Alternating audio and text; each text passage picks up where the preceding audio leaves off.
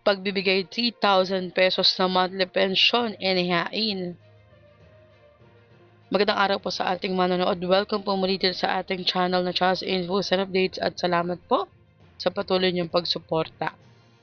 Alam niyo po ba na pinangunahan ni Leyte 1st District Representative at dating House Speaker Martin Romualdez ang paghahain ng House Bill No. 7663 o Comprehensive Farmers Pension and Social Protection Act na magbibigay ng 3,000 pesos na buwanang pensyon sa mga qualified na senior citizen, may kapansanan at may hirap o mararitang magsasaka na hindi saklaw ng umiiral na retirement system.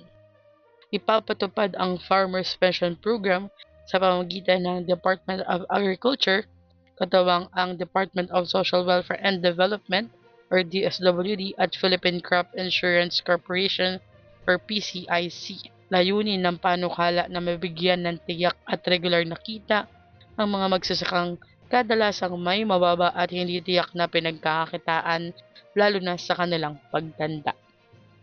Ito po ay once na maisabatas. Bukod sa pensyon, kasama rin sa programa ang life insurance na hindi bababa sa 50,000 pesos for accident and disability aid na hanggang 25,000 naman bawat claim, burial benefits at access sa emergency loans.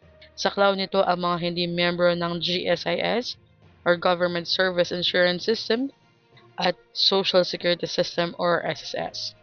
Magkakaroon din ng Farmer Social Protection Database upang matiyak na ang benepisyo ay mapupunta sa tunay na kwalipikadong magsasaka sakaling ito ay maisabatas.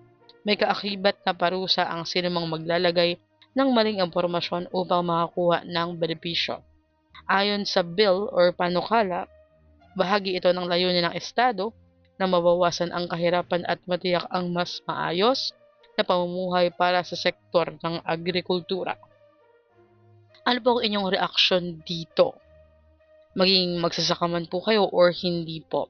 Tingin niyo po ba nararapat na ipatupad or magkaroon ng batas na kagaya nito para mabigyan ng 3,000 pesos na monthly pension ang mga may hirap nating magsasaka?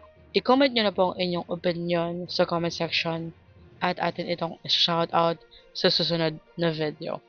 Hanggang dito na lamang po muna itang Charles Infos and Updates. Like, share, and subscribe para kayo updated.